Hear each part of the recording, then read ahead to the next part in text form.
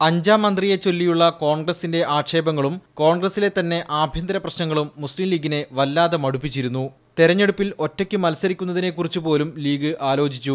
മുന്നണിമാറ്റ ചർച്ചകളെ പ്രോത്സാഹിപ്പിക്കുന്ന രീതിയിൽ പി.കെ. കുഞ്ഞാലിക്കുട്ടി തന്നെ ലീഗ് യോഗത്തിൽ നിലപാടെടുക്കുകയും ചെയ്തു. UDF വിട്ടാൽ അധികം വൈകാതെ CPM-മായി സഹകരിക്കാൻ കഴിയുമെന്ന രീതിയിലും പാർട്ടിയിൽ ചർച്ചകൾ മുന്നോട്ടുപോയി. തെരഞ്ഞെടുപ്പിൽ ഒരുമിച്ച് മത്സരിച്ചെങ്കിലും മുന്നണി വിടണമെന്ന അഭിപ്രായം ലീഗിൽ ശക്തമായിരുന്നു. പൊന്നാനിയിൽ തോറ്റാൽ ആ കാരണം മാത്രം മതി മുന്നണി വിടാനെന്ന് മുതിർന്ന നേതാക്കൾ തന്നെ രഹസ്യം പറഞ്ഞു.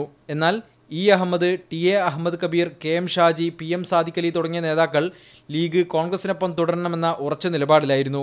തെരഞ്ഞെടുപ്പ് ഫലം വന്നതോടെ സാഹചര്യങ്ങൾ പാടെ മാറി. BJP അധികാരത്തിലെത്തുകയും CPM-ന് വൻ തിരിച്ചടിയുണ്ടാകുകയും ചെയ്ത സാഹചര്യത്തിൽ ലീഗ് മാറി ചിന്തിച്ചു. കോൺഗ്രസ് ബന്ധം ഒഴിവാക്കുന്നത് ആത്മഹത്യാപരമാണെന്ന വിലയിരുത്തലിലാണ് ഇപ്പോൾ മുസ്ലിം ലീഗ്.